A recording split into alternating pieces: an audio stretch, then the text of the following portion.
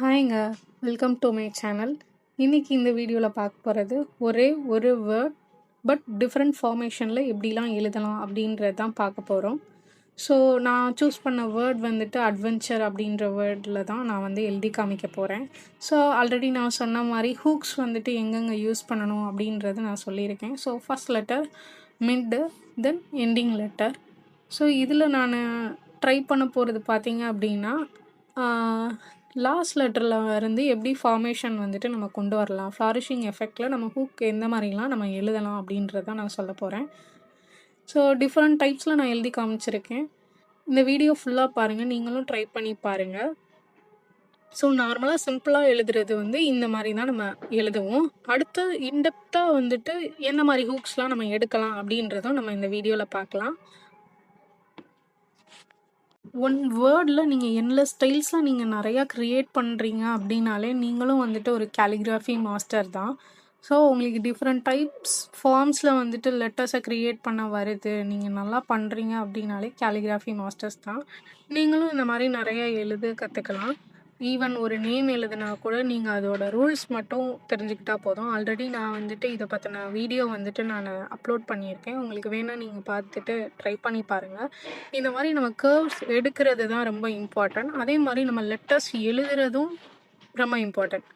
Already அந்த பேசிக் script வந்து எந்த மாதிரி எழுதணும், A to Z எப்படின்னா மாதிரி எழுதணும் அப்படின்றதும் இருக்குது. எங்கெங்கே திக் லைன்ஸ் தின் லைன்ஸ் எடுக்கணுமோ அதுபடி எழுதணும். தென் ரூல் நம்பர் 2 வந்துட்டு அது எப்பயுமே 45 டிகிரி ஆங்கிளில் ஸ்லாண்டிங்காக தான் எழுதணும். ஸோ இந்த மாதிரி நிறைய ரூல்ஸ் இருக்குது. ஸோ அதை ஃபாலோ பண்ணி தான் நம்ம வந்து எழுதவே செய்வோம். இப்போ இந்த லெட்ரு ஏ பார்த்தீங்கன்னா, அந்த ஏக்கு வர 2 லைன்லையுமே 2 இடத்துல ஃப்ளாரிஷிங் எஃபெக்ட் எடுத்திருப்பேன். ஸோ நீங்கள் இந்த மாதிரியும் ட்ரை பண்ணலாம். ஏன்னா ஃபஸ்ட் லெட்டருன்றனால நம்ம வந்து அப்படியே கரெக்டான ரூலை வந்துட்டு ஃபாலோ பண்ணணும் அப்படின்றதெல்லாம் கிடையாது. இது வந்து உங்களோட க்ரியேட்டிவ், நீங்கள் எப்படினாலும் எழுதிக்கலாம். இப்போது இந்த இதில் இப்போ ஆறில் பார்த்தீங்க அப்படின்னா 2 நாட் மாதிரி லூப் மாதிரி க்ரியேட் பண்ணுவேன். இந்த மாதிரி நீங்கள் எழுதி எழுதி ப்ராக்டிஸ் பண்ணால் தான் அது வரும் கண்டினியூஸாக. நீங்கள் அதுக்கு என்ன பண்ணலாம் அப்படின்னா, வார்ம் அப்புன்னு சொல்லிட்டு இதுக்கு எக்ஸசைஸ் இருக்குது. இது பண்ணுறதுக்கு முன்னால் என்னென்னா, ஒரு பேப்பர் எடுத்துகிட்டு கிளாக் வைஸ் ஆன்டி கிளாக் வைஸ்ன்னு நம்ம என்ன பண்ணணும்னா, பென்சில் வச்சு சர்க்கிள் ஃபார்மேஷன் பண்ணிக்கிட்டே இருக்கணும்.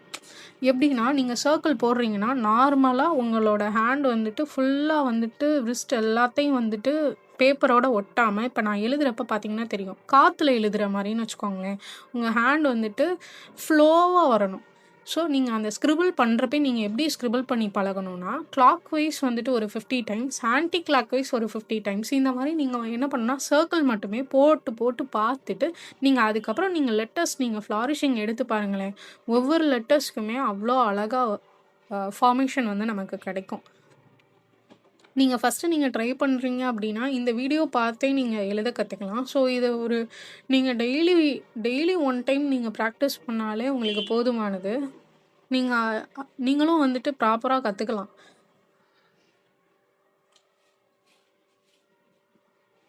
ஆர் வந்துட்டு இதுக்கு முன்னாலலாம் ஆர் பார்த்தீங்கன்னா, நார்மல் ஸ்மால் லெட்டர் ஆரா தான் ட்ரை பண்ணியிருப்பேன். இப்போ இந்த ஆர் பார்த்தீங்கன்னா கொஞ்சம் டிஃப்ரெண்ட்டாக. அது வந்து நம்ம அந்த லெட்டர் ஃபார்மேஷன்றது வந்து அந்த இடத்துக்கு தக்கன நம்மளே மாற்றிக்கலாம்.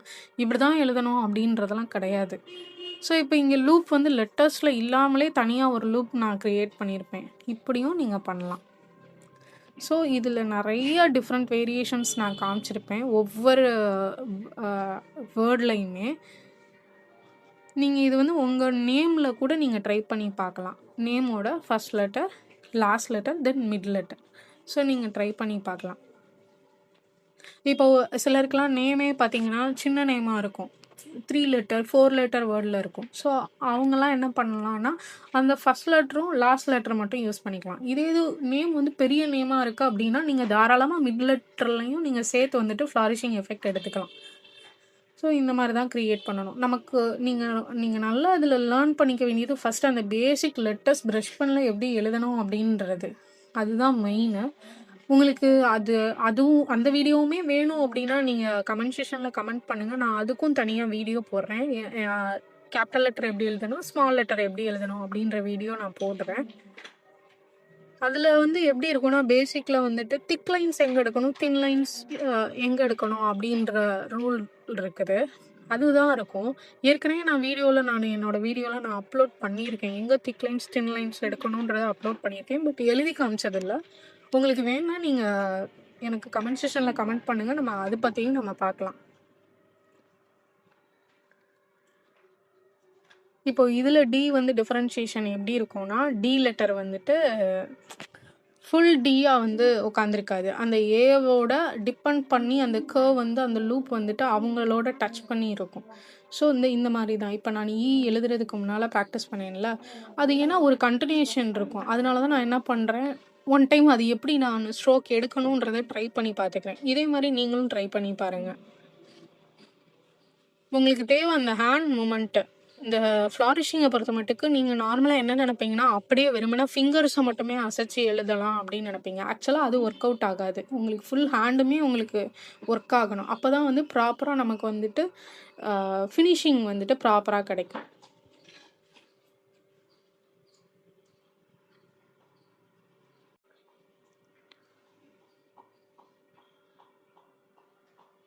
ஸோ இந்த இது பார்த்தீங்க அப்படின்னா எப்படி இருக்குன்றத பாருங்கள். என் வந்துட்டு லூப் கிரியேட் ஆகி இந்த மாதிரி எடுத்திருப்பேன். ஸோ நீங்கள் இப்படியும் ட்ரை பண்ணலாம்.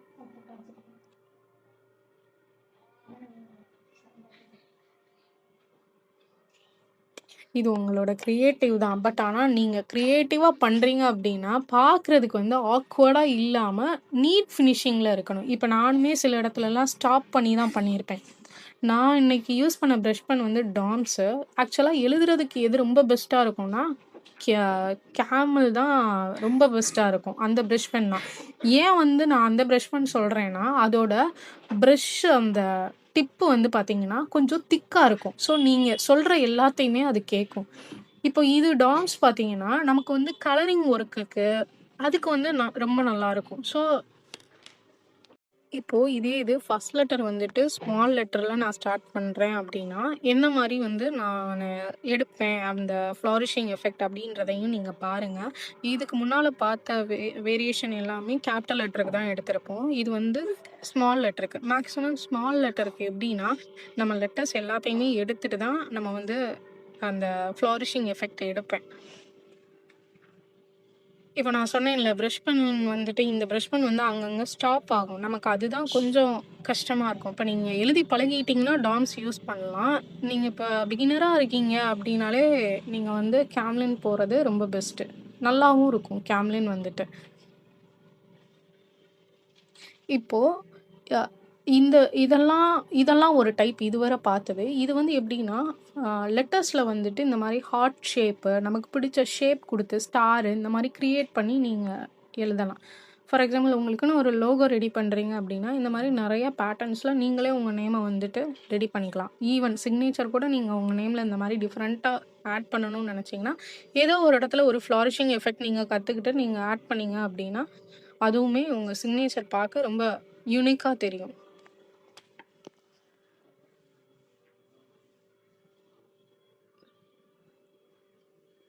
ஆல்ரெடி சொன்ன மாதிரி நான் அந்த 45 டிகிரி ஆங்கிள் தான் ரொம்ப important. So front and last loop ரெண்டுலேயுமே ஹார்ட் ஷேப் கொடுத்துருப்பேன்.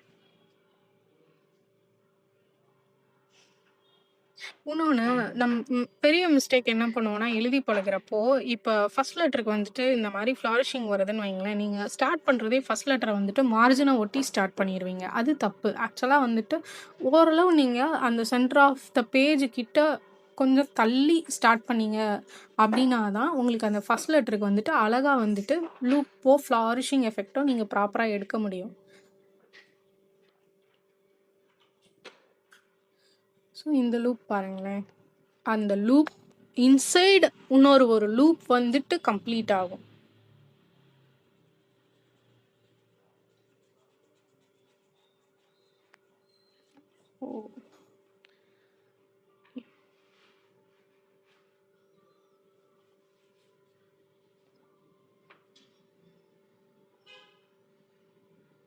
இப்போ நெக்ஸ்ட்டு இதான் லாஸ்ட்டு.